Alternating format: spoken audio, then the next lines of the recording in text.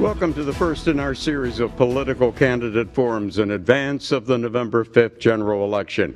This forum is a cooperative production of the League of Women Voters of Tallahassee, the Tallahassee Democrat, and WFSU Public Media. Our candidates today are running for Florida's State House 8 seat. I'm Tom Flanagan from WFSU Public Media. I'm joined by James Call from the Tallahassee Democrat and Danielle Irwin from the League of Women Voters of Tallahassee. We'll be questioning the candidates on various topics of interest to the voting public. The candidates for the Florida State House District 8 seat, sitting left to right, are Democrat Gallop P. Franklin, the incumbent in this race, and Republican Grace Glass. Reminder for those who are watching us on social media, please hit the share button and help all your friends see today's discussion live. For those at home, here's how the forums will work. We'll rotate which candidate gets to answer first. We have a lot of questions, so we're going to ask the candidates to keep your answers short to about 60 seconds, sometimes shorter for follow-ups. We will keep time. We have a bell, which will ding when your time is up. That's what it sounds like. You don't have to come to a dead stop right then and there, but finish your sentence and then we will move on.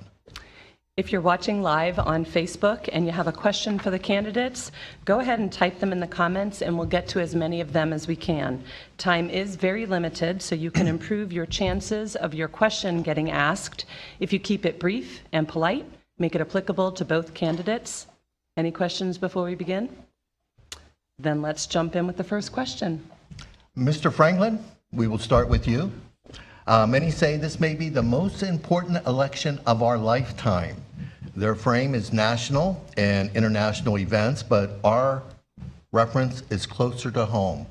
For the Gadsden and Leon County voters in District 8, why is this election important? Great question, and thank you for that question. Absolutely, every election is the most important election of every lifetime. Obviously, there are serious issues on the ballot this November. We have the right to women's reproductive on the ballot this November. We have also being able to decriminalize and give people access to the adult use of marijuana on the ballot this year as well. There's also a ton of candidates that are fighting to ensure to increase the quality of life of those in this district on the ballot fighting as well. So every election is very important to ensure that we show up to those polls and vote for this election as well. Thank you. Mrs. Grace? Thank you also for this question. This particular election is extremely important. Why? Because for 60 years, District 8, Gadsden County, Leon County, has been under one particular kind of leadership for the last 60 years. And as a result, we have seen uninhabitable living conditions for our seniors. We have seen a stagnancy in education for the schools across both of those counties. And of course, there's no gainful employment. And particularly for this particular race, this is an opportunity to make it very clear that one-sided leadership is no longer acceptable to deliver empty promises and no results across District 8. This is a critical moment to change the entire trajectory of District 8, and the time is now to do that. Thank you. Follow-up question, staying with elections. There have been efforts to reduce the number of drop box locations for people who vote by mail and to reduce the number of early voting days. A proposal failed earlier this year. Where do you stand on such proposals and why? We need to be expanding access to the ballot box. I can remember it was a chilly day in November of 1863 when then Abraham Lincoln said that our government should be of the people. He said it should be by the people, and he said it should be for the people. The truth of the matter is, unfortunately, that our government is of those who participate. It's by those who participate, and it's for those who participate. So I'm fully in support of expanding access to the ballot box to ensure that every citizen that is a United States citizen has access to vote and cast their ballot here in this election process. Ms. Grace? In the state of Florida, you have several options to have access to ensure that your vote is counted. And in Florida, if you are online, when those polls close, you can still cast your vote. If you're actually at the voting site and you make a mistake on your ballot, you have up to 2 replacements of ballots that you can receive to ensure your vote counts. If you are in a place where you can go to familiarize yourself with the voter process, the voter equipment, the operation, you have access to do so. Not many states are making it accessible to experience that access as we are in Florida. Florida is a model state in regards to the voting process and accessibility in regards to voting.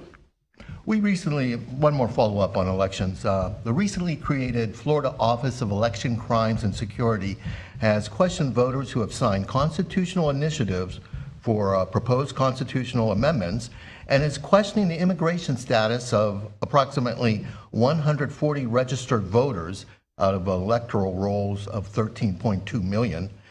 Is the office functioning in the public's best interests? But let's be honest, when it comes to election fraud, it's very, very minimal. There's really not much that can be found in any place here in the state of Florida. So any type of act where we're trying to essentially scare folks from going to the polls and voting, that should not be allowed. Ms. Grace? Okay, so across Florida, there has been several cases of fraudulent activity when it comes to voting, whether it be ballot harvesting, whether it be using UPS or the UPS system to negotiate votes and ballots. It has been evident that there is fraudulent activity happening, not just across Florida, but across the entire state that happens. But in Florida, there's only three kind of categories of people who cannot vote in the state of Florida. One, if you are not a legal citizen of Florida, you cannot vote. If you are a convicted felon, you cannot vote. If you are mentally incapable, you can't vote. Unless those two are restored, then you can vote. So again, we have made voting completely accessible. The process is open to anyone. Fraudulent activities, they take place, but our state is strong to ensure that our elections are secure. A new topic, and this is one that is never of any great conflict or controversy. It's guns. And if we could start with you, Ms. Glass, and then we'll give Mr. Franklin an opportunity to also respond. According to the Gun Violence Archive, there were 25 mass shootings in Florida in the first 9 months of this year. In your view, what can be done to reduce gun violence in Florida? Ms. Glass, you have 60 seconds. Thank you. One of the ways we want to reduce gun violence is to ensure that we follow protocol. In Tallahassee, there's a campaign called Lock Your Doors. Every day at 9 p.m., the Leon County Sheriff Department placed a large alert, both by text message and on Facebook posts, reminding the citizens to lock your doors. It is statistically proven that criminals who utilize guns for violence, whether it's armed robberies or violent crimes, they've been associated with being stolen out of a car. So if we continue as law-abiding citizens to do our part, the criminals, by God's grace, will do theirs. But more particularly, we have to ensure that we're following the laws and what we're supposed to be doing. If we have a campaign saying lock your doors, lock your car doors. Most of the crimes that are connected to violent crimes and robberies are from guns that have been stolen out of vehicles. So Tallahassee in particular is making strong efforts to reduce that, and the campaign is effective. Your thoughts, Mr. Franklin, please. I believe in the Second Amendment right, where law-abiding citizens should have access to weapons to protect themselves and their families. But in reference to gun violence, we have to have a multi-pronged approach. Obviously, one is addressing mental health. One thing that we did work hard in the legislature about 2 years ago is increasing the reimbursement rates for Medicaid in reference to mental health counselors. So psychiatrists, we're trying to ensure there's more funding for that happening in mental health too. As you know, in Gaston County as well as this region, we got additional funding for additional beds and helping to fund mental health organizations to ensure they can help bring the mental health space to be more stable in this region. In addition to that, we have to use technology, looking at how do we make investments in technology so that criminals cannot access weapons. One of those is biometrics. Obviously, if you pick up my phone, you can't open it because it does not match maybe your eyes or maybe your finger. So ensuring that we have biometrics evolved in a way where only those who purchase the weapon are able to use the weapons, another way to keep guns out of the hands of criminals. In addition to that, we definitely like to address poverty. Obviously, when you are in poverty, sometimes desperate times will cause for desperate measures. So we do want to ensure that we can address poverty rates in the region as well. Very good. Mr. Franklin, while we're with you, a follow-up, please. If Florida does not require a background checks for handgun purchases at point of sale, as it does not, it also does not prohibit the sale of assault-style weapons, nor require handguns to have child-proofing attached to them. So what is your position on these regulations? 60 seconds, please. Yeah, for sure. We need to invest in the technology to ensure that weapons can have biometrics and child-safe locks so that they aren't being able to be fired accidentally or by criminals. In addition to that, you did mention, obviously, we need to ensure, what was the other part of the question you said? I'm sorry. We have handgun purchases at point of sale. Background checks. Background checks we need background checks on all firearms. As you know, there's a loophole. If I go and make a gun in my yard and I sell it to the next person next to me, there's no background check that happens. So we need to close the loopholes of background checks and ensure that every weapon that's ever purchased from any individual business have background checks as well. And of course, the type of weapons that end up on in Afghanistan and in the Iraqi war, right, or wars throughout the entire in Ukraine or Russia, we need to ensure that those kind of weapons are obviously not in the hands of everyday citizens without extensive and more extensive background checks for them to have those kind of weapons at home. Okay, Ms. Glass, your take, please. Two things I want to bring up. When it comes to Floridians should know and confidently exercise the fullness of the U.S. Constitution, of course, regarding also bearing your rights. Now, guns don't kill people. It's criminals who have the intention to harm honest and law-abiding citizens. Okay, and I want to say something in regards to the biometric guns. Now, that seems like a great idea, but when you're in a situation where you're sweating, your adrenaline is rushing, you might not be able to access that gun as you think you can with trying to use your fingerprint. So if your family member has to use that gun and their fingerprints don't work, that moment could cost you your very life. So biometric, when it comes to guns, is not going to be the safest way to go. Again, law-abiding citizens should have the rights to rightfully express their Second Amendment, and I stand true to that. Okay, a 30-second follow-up here, starting with you, Ms. Glass. A federal appeals court is now in the process of looking at the constitutionality of Florida's minimum age requirement of 21 to buy rifles and long guns. Now, if the court strikes down that prohibition, how do you propose restricting teenagers' access to these kinds of weapons? If young children as young as 18 years old can enlist in the Army, then they should have access to what is rightful, what is lawful, what is their U.S. Constitution. At 18 years old, you can get a tattoo, you can donate blood. How much more to protect yourself? Those 18 years old who want to carry a long gun, as you call it, most of them are interested in hunting, not so much as with the intent, again, to harm or to harm any of our citizens here across Florida or any part of the country. Okay, Mr. Franklin, your turn. No, good question. If you can remember, back, I believe 2018 there was a catastrophe that happened down in South Florida with a large shooting. And after that, the legislature responded by increasing the age here in Florida for the handguns to be 21 years old to purchase.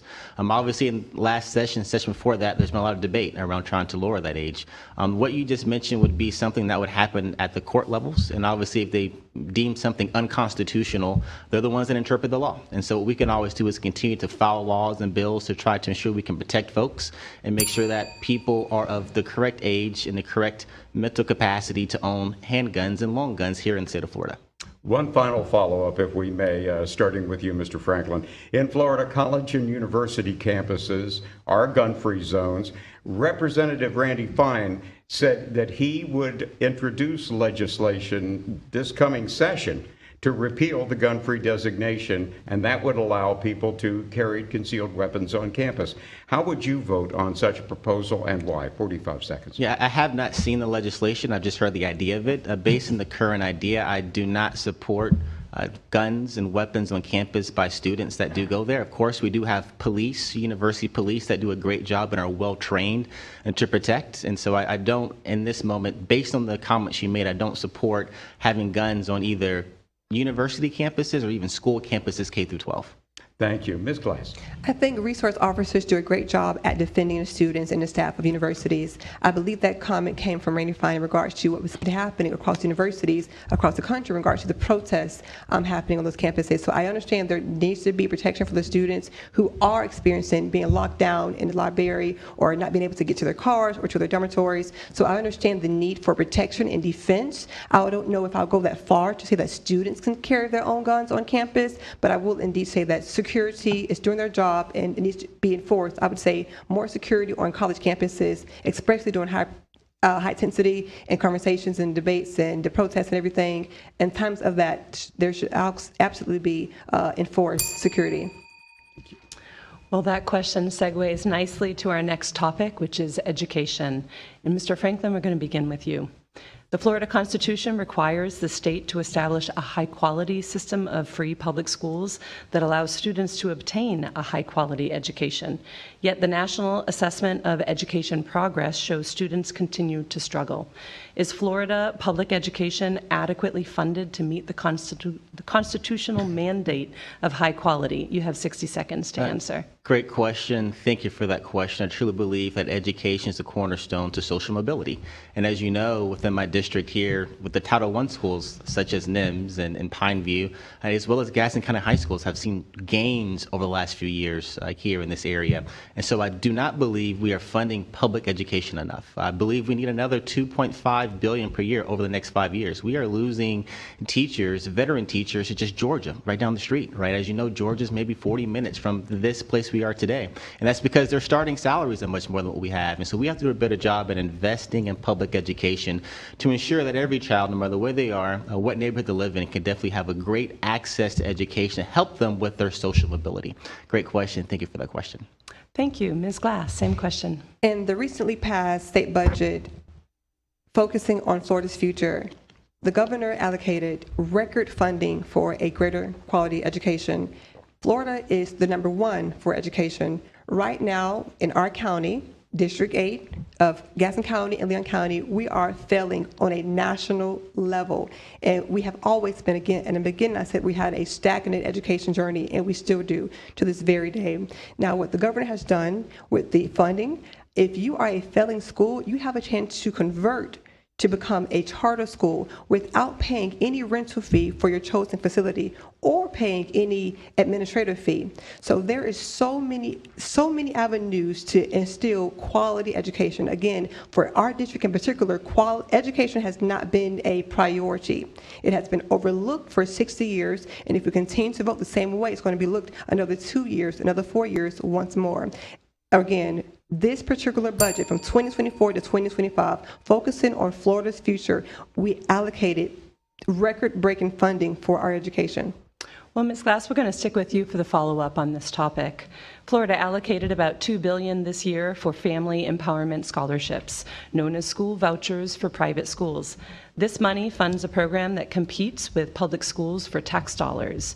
Yet the private schools where the vouchers are spent are not required to meet the curriculum and the teacher certification standards for public schools. What do you think of this system? You have 45 seconds. Thank you. I believe that parents have a choice to decide what kind of quality education they want to give their children and what works best for their family. Parents have all authority and dominion to choose what kind of education their children receive, what kind of quality health care their children receive, and if they want to, of course, their religious background upbringing. So I do believe that the programs, the vouchers, are fitting to the families who choose to use those vouchers. Again, it's your choice. In Florida, you have several school options to choose from, and most of those parents are using those vouchers to ensure that their children have a quality education. So if it's working for them, then by all means, it is beneficial to the family structures here across the society of Florida. Thank you. Same question to you, Mr. Franklin. Yeah, great question. Like I said before, as we're increasing funding to public school systems, we're also looking at deregulating public schools as well, so they can be more competitive with the private school system. I will say the voucher program here in Florida, having options like she's mentioned before, from charter schools to alternative private schools, have benefited a lot of students in my district. And I can tell you for sure, without the ability to have a voucher, absolutely, before choice was only for those who could afford choice.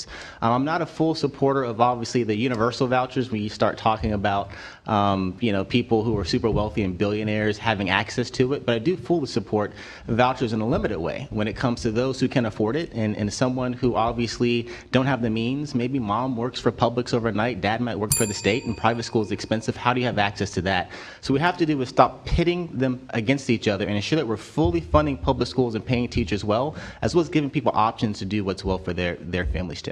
Okay, thank you. So one final follow-up on this topic, and Mr. Franklin, we'll start with you. In 45 seconds, please respond to this. Last year, lawmakers banned diversity, equity, and inclusion programs and mandated that tenure for professors be reviewed every 5 years with no appeal process. Faculty protests the measure impacts academic independence and integrity. Do the provisions of the 2023 House Bill 999 need to be reconsidered? Yeah, absolutely. I would say reconsider. I voted against that bill in the House when it was on the floor, fully in committee as well, so I don't support the HB 999. Obviously, as the state of Florida, it's important for us to maintain our ability to be at the top. We're one of the best systems in the entire country as a state university system of Florida. And so we saw applications decline. We see now professors leaving Florida because they feel like they're being restricted, and more so politics is entering the classroom too oftentimes. And so obviously that's really what HB 999 happened, right? Diversity, equity, inclusion is more so about giving people an opportunity to be successful. And how do you approach that in a way where obviously when you're applying for a job, we're not saying to hire someone that's not the best at the job. We're saying to hire someone that's the best, but also consider other applicants as well. And so in order for that to happen, obviously, if we were talking about the difference between the best person always getting the job and someone getting it just because they know someone because they grew up with them, is a whole different conversation to have. Okay, thank you. Is it Ms. Grace? Oh, excuse me, Ms. Grace. Yes, I'd like to hear from you, please. 45 seconds. Could you please repeat the question? Sure. Last year, lawmakers banned diversity, equity, and inclusion programs and mandated that tenure for professors be reviewed every 5 years with no appeal process. Faculty protests the measure impacts academic independence and integrity. Do the provisions of the 2023 House Bill 999 need to be reconsidered? House Bill 999 prioritizes on ensuring that we have quality educators, quality professionals, and professors in universities. So your job is to ensure that the students that you're learning, teaching, that you're giving them the academic excellence they need. That's our only priority as educators. Work that field out, okay? You are to look at the students, see their academic excellence, their gifts, and their weaknesses. As an educator, as a professor, that's your sole job to do. Anything beyond that is stepping the line, is completely stepping the line. Our priority in House Bill 999 is quality education first. If we truly want to preserve Florida and our nation, we need to give quality education where it rightfully belongs, and that bill does just that. Thank you. Let's talk about the proposed constitutional amendments. Ms. Grace, you'll go first this time.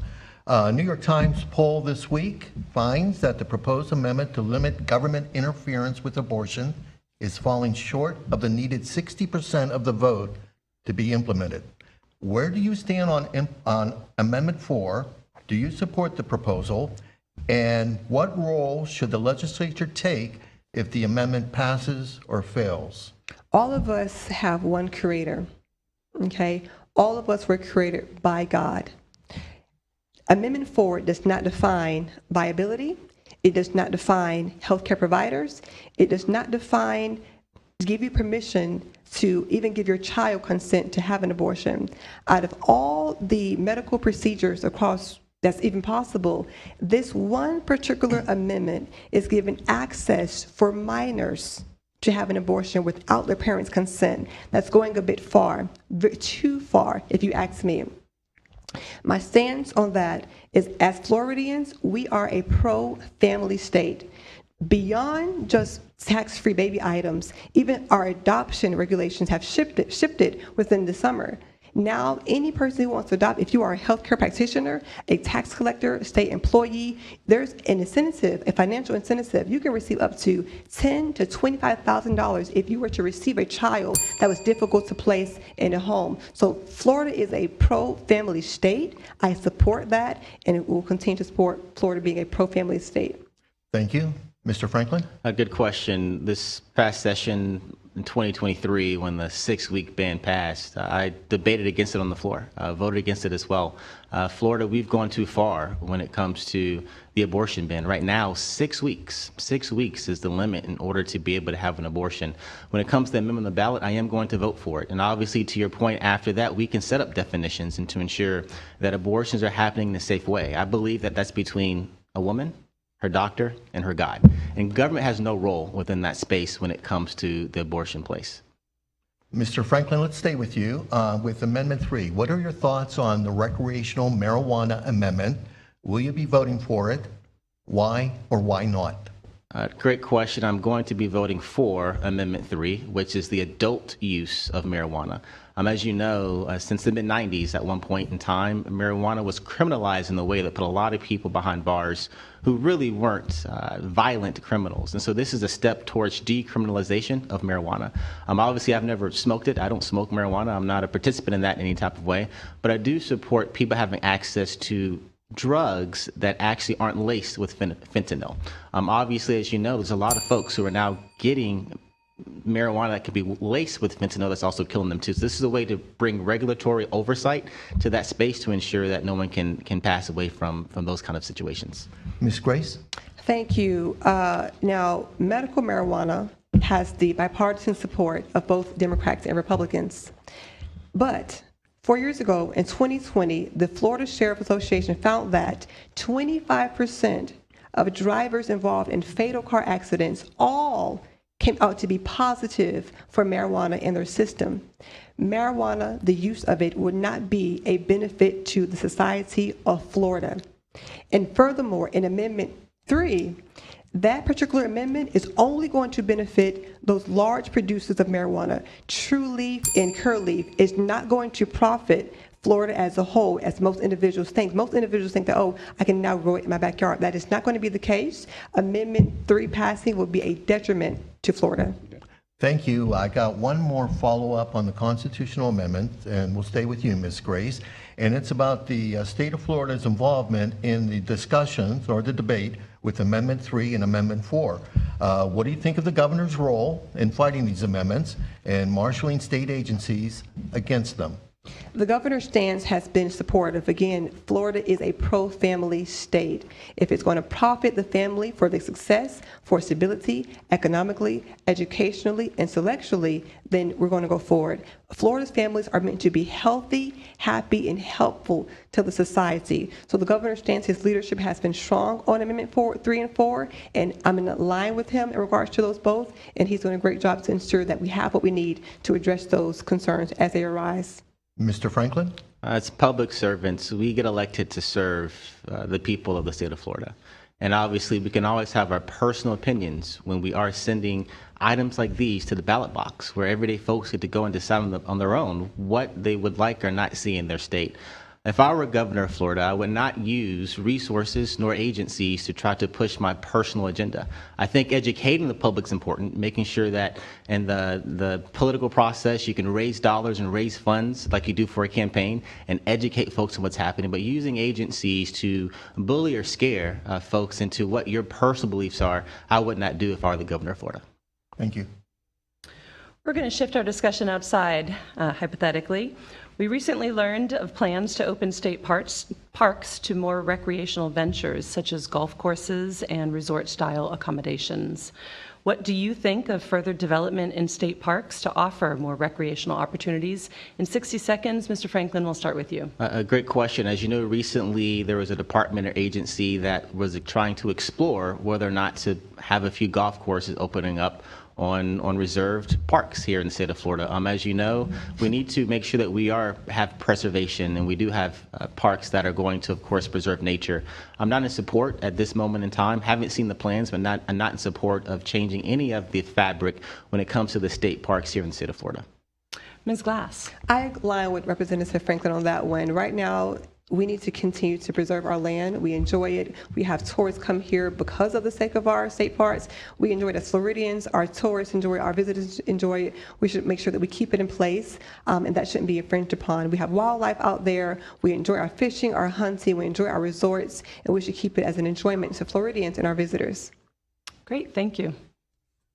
Well, folks, that brings us to our critically acclaimed, world-famous lightning round, where you have an opportunity to address questions in a very terse manner, like one sentence, and if possible, one word, or at least a short phrase. And we'll start with you, Ms. Glass, and then you, Mr. Franklin, on this. Who are you voting for at the top of the ticket in the presidential race, and why? Grace to Trump. Okay. Mr. Franklin. Yeah, I'm voting for President Kamala Harris. She set out a vision for this country. She is truly looking at how to make housing more affordable, how to grow the economy, and she has a very aggressive plan on her international relations as well. So I'm a proud voter of Kamala Harris. Okay, and you, Mr. Franklin, do you believe Joe Biden won the presidency in a fair election in 2020? And what is your confidence in this year's election? I have full confidence in the election process here in the United States of America. Like I said before, there's very few times where in my lifetime, for sure, I've ever seen a scenario where the outcome was changed because of some type of fraudulent activity outside of 2000 with the butterfly ballots, right? If you remember that here in Florida, you had the butterfly ballots. But outside of that, the elections have been fair. And so for sure in 2020, President Joe Biden won the presidential election. Okay, Ms. Glass. First, let me say that the reason I'm going to vote for Trump is that, one, 4 years ago, between 2016 and 2020, we have had no wars across the seas. There was peace here in our state, peace here in our country. It brought a unifying of what it means to be a true American. And he has done it before, and he's going to do it again, bringing back a stronger economy, placing America, because it isn't just about us as an individual, placing America back on its global stage as leaders of the free world. Over the last 4 years, under the Biden-Harris administration, we have lost respect, we have been weakened, we have failed the American people, and that cannot happen the next 4 years. Okay, well, let's talk here about, again, your confidence in this year's election, and did former President Trump get defeated in 2020? I believe that this election should be carefully monitored. There was some scrutiny, fraudulent activities that happened in 2020, and they should not be repeated in the 2024 election. So I am encouraging poll workers, poll watchers, get informed and get active on the polls. Fraudulent activities happen. We can't act as if we have a saint-made, fully secured election cycle, election process. We don't in America. Our election is always evolving, always trying to figure out what's beneficial for America. So we need to ensure that we're having a secure election. I do not believe that our elections are fully secure within this country. Okay, and staying with you for just a second, if you could immediately enact a Florida law about elections or anything else, what would it be? One of the laws I want to enact is across the country, and now particularly in District 8, we have more than 200 churches in District 8.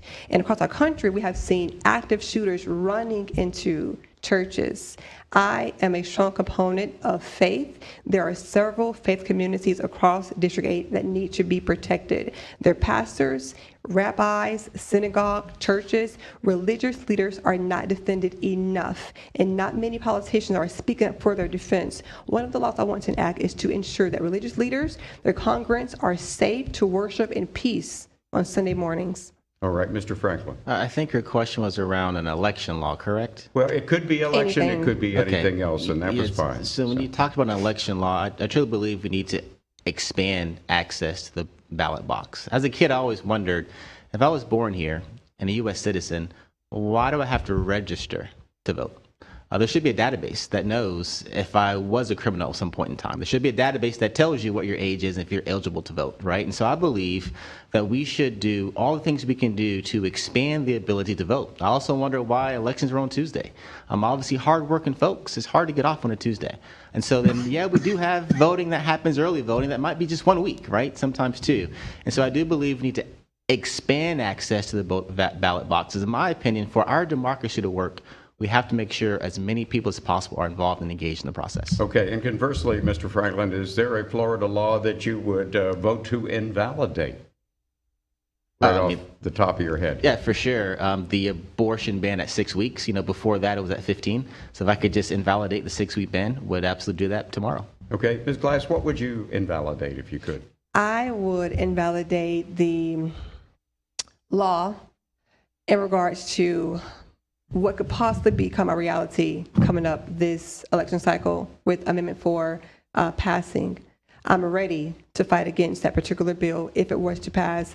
But currently in place, I believe we have pretty strong laws in place. I think over the last 8 years, we've had a strong economy, a strong educational force. We're really in a strong direction for Florida, continuing to be the #1 spot in education and the economy. We're in a pretty good spot. So there's no law that comes to mind right now that I would invalidate. I would just want to continue to evolve and improve on the existing laws across Florida. Okay, and finally, from the political to the personal here, Ms. Glass, what do you consider to be your biggest single contribution to the community? My dedication to children and families. Back home in Brevard County, I was awarded with being the most dedicated in the youth crisis shelter called Crosswinds in Florida. I was dedicated to the children, to the families. I experienced so many children who came from abused home, drug addict households, just like the families across District 8 that are riddled with those kind of backgrounds. So me pouring out my heart to mothers, to fathers, to children have always been my greatest joy to do, and I will continue to do that for the families across District 8. Mr. Franklin, same question, please. A great question. There's so many things we do every day to ensure that we can increase the quality of life of those we care about here in Leon and Gaston County. I can talk about the times as a professor, helping students to realize their dreams of becoming pharmacists. I can talk about times as a pharmacist at the hospital, really being there in times of need where people are making tough decisions at the crossroads of life and death, and me being able to help them through that and to them to become healthy again. I could talk about times as a state representative, bringing home record funding to the district. As you know, we're building a new public school in Gaston County, $65 million. In addition to that, we support youth support organizations. AMI Kids have gotten about $1.1 million. Boys and Girls Club, $3.6 million. Building a new Boys and Girls Club as well. So we invest in youth support organizations. I'm also the founder of a local nonprofit called Distinguished Young Gentlemen of America back in 2009. I serve on different boards, such as the Boy Scouts as well. And so my work here in this community, my entire life has been about helping everyday folks every day. And so when I wake up every day, I think about how can I do and what can I do to just help people. Thank you for that question. Thank you. Mr. Franklin, let's stay with you, and this is a difficult question given the times. Florida was in a property insurance crisis before this hurricane season, and we can only imagine where it will be by year's end. Do you think it's okay that government-owned, taxpayer-funded Citizens Property Insurance Company carries more policies on more Florida homes than any other insurer? The challenge with that, as you know, when Citizens has the majority or the bulk of policies, that also means that the state of Florida and all the policy holders are on the hook. And so we have to look at trying to expand the risk portfolio. That just means essentially, that's another challenge we have too. We have a lot of companies here in Florida that are regional companies without a lot of national business, business in Oregon or California or Texas or Michigan. And so we have to make sure we're spreading the risk. And as you know, Citizens only has insured companies or insurers who are typically near the coast and those who can't find insurance. So that is a challenge here in Florida. Obviously, it's where we are when it comes to the marketplace. The only other option is for everyday folks to pay a ton of money into the private sector. And so Citizens is playing a role to try to keep insurance as affordable as possible, or for those who can't even get insurance. But it does cause a lot of risks for our taxpayers here in Florida. Ms. Grace? And could you please repeat the question? Okay, is it okay that the government-owned, taxpayer-funded Citizens Property Insurance Corporation insures more Florida homes than any private insurer? I think our response to that is to ensure that Floridians are being completely cared for and made a top priority. Right now, we have insurance companies leaving Florida because of all the different hurricanes coming to our area. So right now, again, Florida should be a priority when it comes to guarding our homes, ensuring that accountability is in place for homeowners. The governor, once more, the legislature has passed record funding to ensure that accountability is in place for homeowners, ensuring that insurers can compete with markets, ensuring that they have the opportunity to choose between what is the best particular measurements for them to have their home insured. Again, when it comes to the focus on the Florida budget, they allocated several of millions of dollars to ensure that Florida homeowners are secure if their home was to experience a natural disaster. Thank you. Ms. Grace, let's stay with you. We also have an affordable housing crisis in Florida. The legislature's response has been made to make more money available to build multifamily units and developments. Is there anything lawmakers can do to create more affordable single-family homes that a working Florida family with a median household income of $67,000 can afford? 60 seconds. Yes, thank you. I think that the Big Bend Habitat for Humanity are working very well with communities, especially like those in Gaston County and Leon County, to ensure that single home families have access to a brand new home. I believe that sitting down with Leon County and Gaston County stakeholders, investors and developers, by attracting new development in Gaston County, we can ensure that homes are now affordable for all families across District 8. But again, Habitat for Humanity Big Bend, they receive several funding to ensure that our families have a home to return to. Thank you. Mr. Franklin? No, great question. As you know, there's laws that we pass here in the state of Florida, and there's also affordable housing initiatives that even the federal government helps fund as well. There's a project going on in Gaston County that I've been helpful with to ensure that it comes to fruition. So we have to make sure we're tapping into all the available resources, all the available laws that are available to us to really take advantage of those, to really try to help increase with inventory. As you know, it's simple economics when you talk about supply and demand. And so when you have 15 people that are essentially bidding, I know it's not bid war, but bidding on one home, then the price of the home is going to naturally go up because of supply and demand. And so we do have things in place, such as being able to expedite permits, being able to allow the local municipalities to help with some of the down payments for those kind of scenarios based on what people can also make. And so those are the kind of programs we do currently have. New programs, we need to make sure we're exercising those and bringing more inventory into this space to ensure that we can get more inventory to really help us with the affordable housing crisis. In addition to that, obviously, we do know there's already the ability to bring in some federal dollars to help with some of the federal type of housing projects too. Thank you. I have one more follow-up, and that is, and we'll stay with you, Mr. Franklin. What can be done to reduce the growing number of homeless people?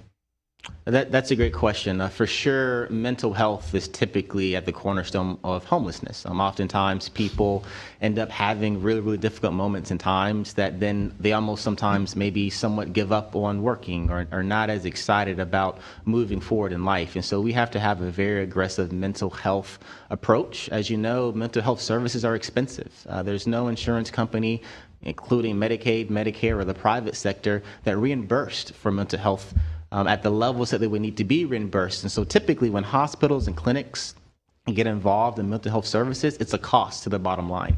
Even if you're a nonprofit, obviously you need to be able to have a margin for your mission to make sure you stay open. And so we have to really have great mental health services to really help in that space, and also hold folks accountable where they can have access to programs and education and job opportunities so that it's not just something for now, but they can develop into a great law-abiding, productive citizen in the future. Thank you.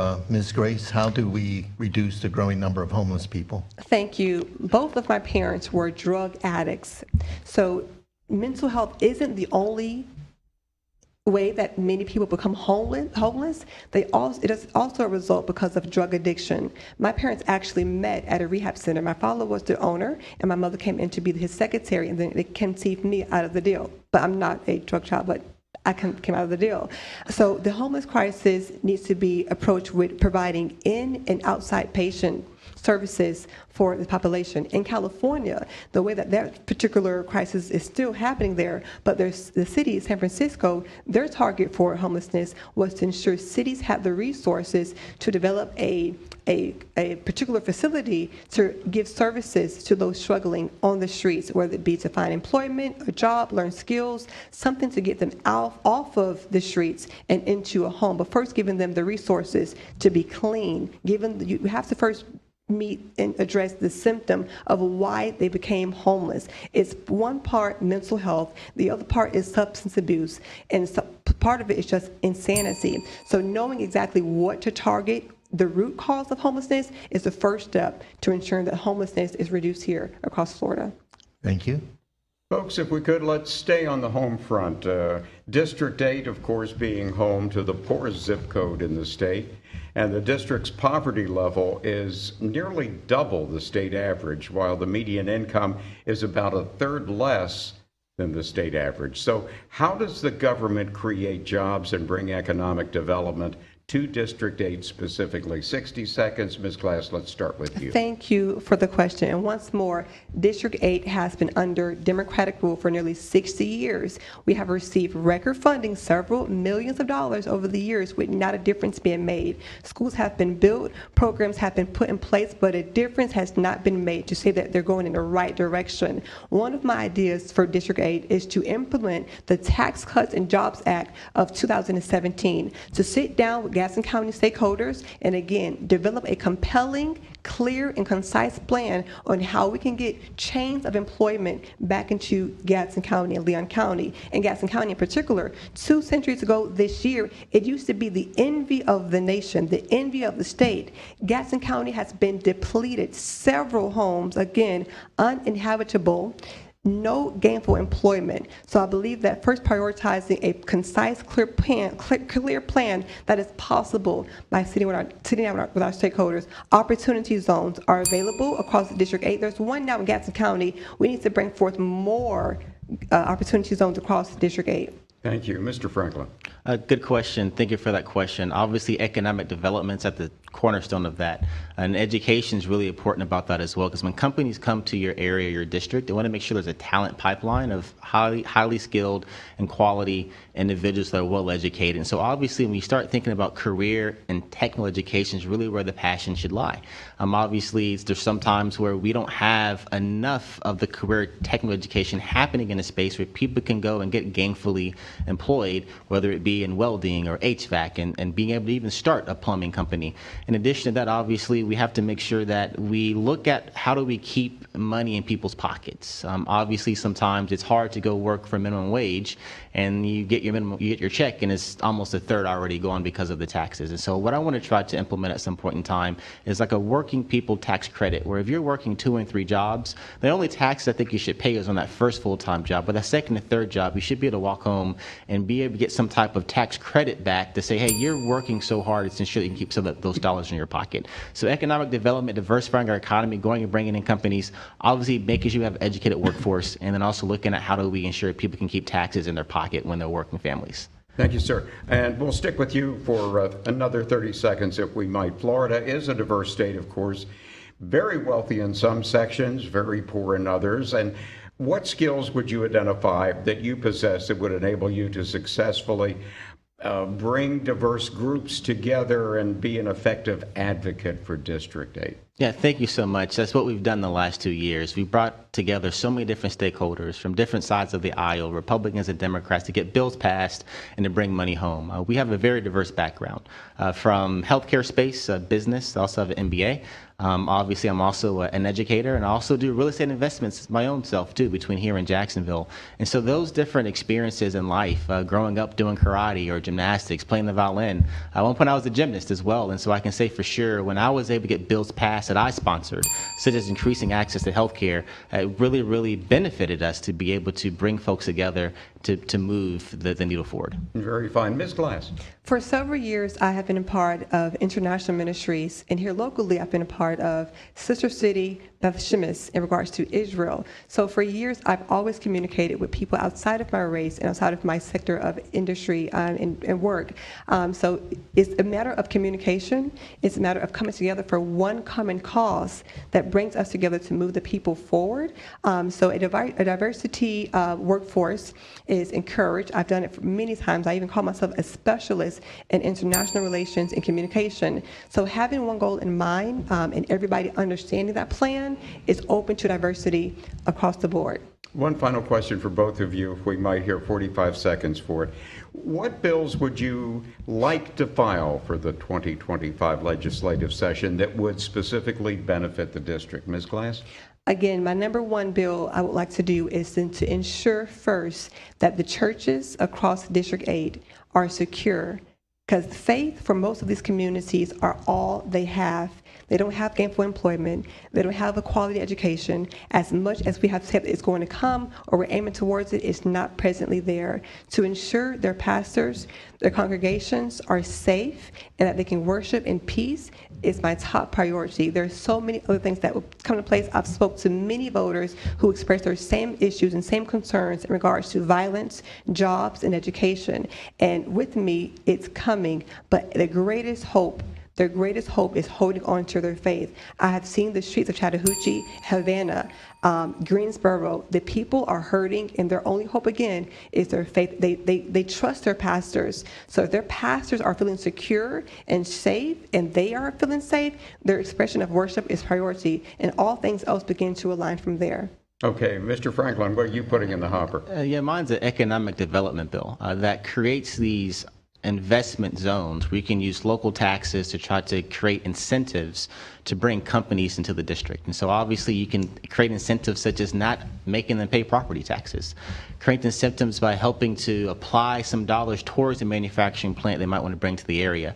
And so looking at a way that we can diversify the economy and bring talent here, bring companies here. In addition to that, making sure within that bill there's also access to capital for current small businesses who are trying to grow in the district or even start. As you know, oftentimes it's hard to get access to capital. But we do have a small business capital program and a black business loan program as well here in the state of Florida. So expanding those in a way that people have access to them so that they can also grow and start their businesses here in the district. Well, we're tired. We've been asking all the questions, so now it's your turn to ask each other a question. So Gallop Franklin, we're going to allow you the opportunity first to ask Ms. Glass a question, and Ms. Glass, you will have 60 seconds to respond. Sure. So, Ms. Glass, one question. I hear you keep mentioning that the district is under a Democratic rule, but the state of Florida has been under Republican rule for the last 20, 25 years. And so it's kind of confusing when you do mention that it's been under Democratic rule at the state level. All the things that the Democrats are able to do in the district have to be approved for and almost done with in concordance with the Republican Party. Okay, let me clear that up for you. Thank you for that question, Mr. Franklin. So District 8 has been under, again, failed Democratic rule for 60 years. That means that whoever has been representing the people in District 8 has been misrepresenting the people. If District 8 has been failing for 60 years, again, no set path for education, the economy, that means who's ever representing the district in that Florida legislature, they're missing it. It isn't so much as the House or the state that's been run for 25 years from the top. It's the person who's representing the people. Representatives are supposed to be the voice for the people. You take their concerns, their ideas, and you make a difference. So whatever you're representing is what the House will allow, is what they're going to approve. So it's the person. It isn't the state. It isn't the one legislator. It's the individual who's setting up their own priorities when they get to the legislator. Even for yourself, you have on your website, you're for funding for the state and funding for housing, but the bills you passed when you were a legislator were all in regards to a one-sided particular group. That was one for veterans, which is fine, and then there were two bills you passed that were all about HIV prevention for one set of a group. That shows that you're disconnected to the community, very disconnected from the community of what's really happening in Gaston County and Leon County. You will now have an opportunity to ask your opponent a question. 60 seconds for the response. A big thing of my life is faith, and I know that you also say that you are a Christian. And I want to understand, how is it that as a Christian that you can support the abortion of even a child at 6 weeks? That's a great question. As I lead my life, I think about Jesus. And Jesus gives us the ability to have will. And so in my mind, if Jesus does not control us, if Jesus does not decide to judge us on this earth, but after this earth, who am I to put my personal beliefs on someone else? And so I do believe that, once again, abortion is between the doctor, the mother, and her God.